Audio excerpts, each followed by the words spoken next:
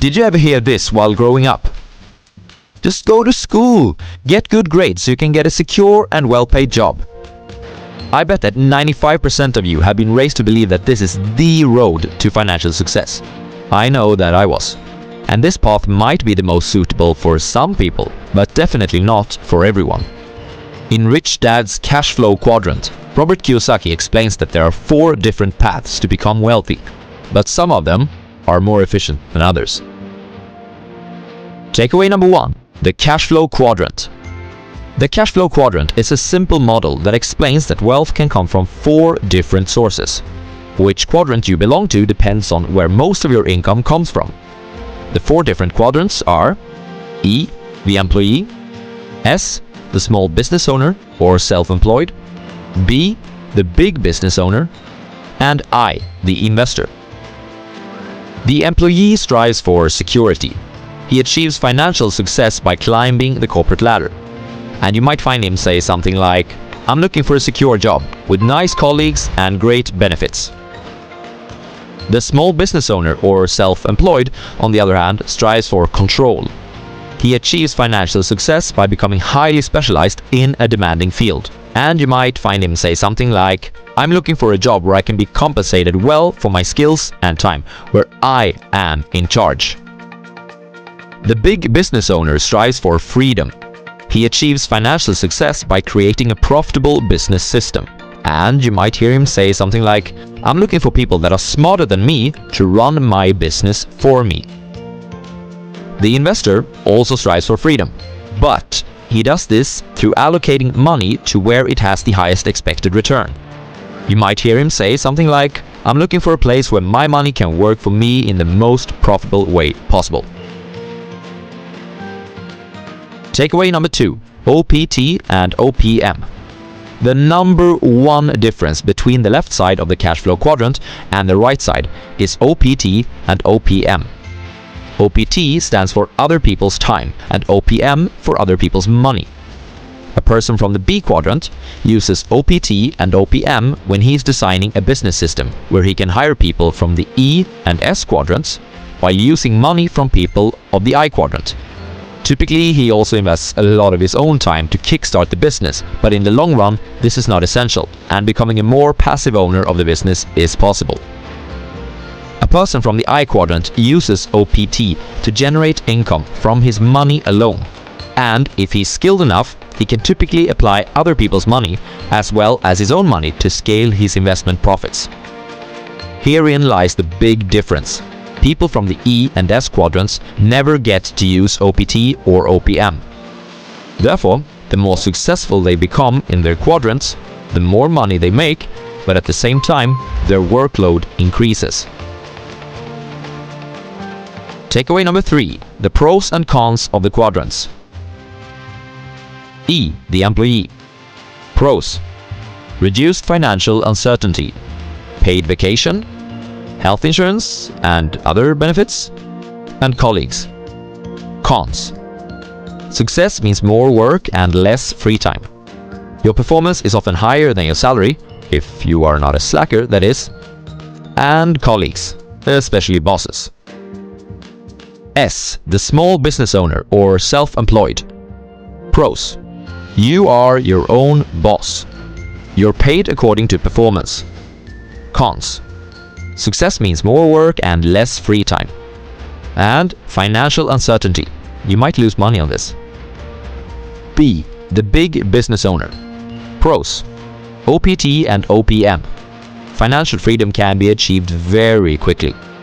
And a greater portion of your profits goes to you. In other words, you pay less tax. Cons: financial uncertainty. You might lose money. It requires a different set of skills than what school teaches. And you'll have to manage people. I, the investor. Pros: OPT and OPM. Financial freedom can be achieved quickly. A greater portion of your profits goes to you, in other words, less tax. And it can be passive. Cons: financial uncertainty. You might lose money. Takeaway number 4. Breaking the addiction. Moving to the right side. So, There are pros and cons with all the quadrants, but the right side is where financial freedom can be achieved the fastest. Therefore, we might ask ourselves, how can we move to this side? Money has an addictive power, much like sex or drugs. Therefore, when you earn money through a specific quadrant, you'll be addicted to that quadrant. If you earn money as an employee for a large company, for instance, your brain will associate that type of work with a cash reward. Switching from one quadrant to another becomes more difficult because of this. Moreover, if you've been raised in a family where degrees, job security, paid vacation, and governmental pension has been highly valued, you might have a difficult transition to make. Here are some potential mental obstacles for the conversion. You're taking too many risks. You might fail. Money can't buy happiness anyways. As if this wasn't enough, our educational system is built so that it rewards those who make the least number of mistakes and punishes those who make the most. In the B and I quadrants, you must act in the complete opposite way. People who take action will also make the most mistakes, but in the long run, these people will learn more and achieve more as business owners and/or investors. Thomas Edison was criticized for making 1,014 mistakes before creating the electric light bulb. In response, he said, "I did not fail 1,014 times. I successfully found out what did not work 1,014 times." The transition won't be easy, but a great start is to surround yourself with people who have made the journey before and learn from those that are already successful in the B and I quadrants. Takeaway number 5. The 5 levels of investors. According to Robert Kiyosaki, there are 5 different levels of investors. Starting from the bottom, we have 1. The zero financial intelligence level. At this level, we have the people who have nothing to invest at all. Each month, their expenses are higher than their income, often because they forget to pay themselves first, which is the most fundamental strategy for wealth building taught in the classic The Richest Man in Babylon. 2. The savers are losers level. Placing hard-earned money under a mattress or in a low-interest bank account will put you in the top 50% of people financially, but that doesn't mean that it's a solid personal finance plan. Why? Because of inflation. Between 1980 and 2017, the value of the Swedish crown was reduced by 69%, for instance. 3. The I'm too busy level. A lot of people are simply too busy with their careers, family, friends and vacations to dedicate time to investing. They therefore hand over their money to someone else to do it. The problem with this approach is that such a person will never learn how to invest. 4. The I'm a professional level. This is the do-it-yourself investor. He uses his own money and takes his own decisions. He is educating himself in the subject, but hasn't evolved to the last level yet. As you are watching this channel, I expect that you already are at this level, or higher, or that your intentions are to get here. 5.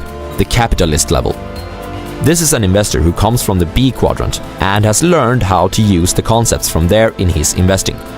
For example, he is not investing alone. He has advisors that help him gather information about the markets, and in that using OPT. Furthermore, he uses OPM as well as his own money. He has also learned how to use corporations to reduce taxation levels of his capital gains. The level 5 investor is the person who will reach financial freedom first among all of the investors. What level of investor are you? Here's the recap. There are 4 different roads to financial success. You may succeed as the employee, the self-employed, the business owner, and/or the investor. The right side of the Cashflow Quadrant uses OPT and OPM. There are pros and cons with each of the quadrants, and depending on your personality and goals in life, one might be more suitable than the others.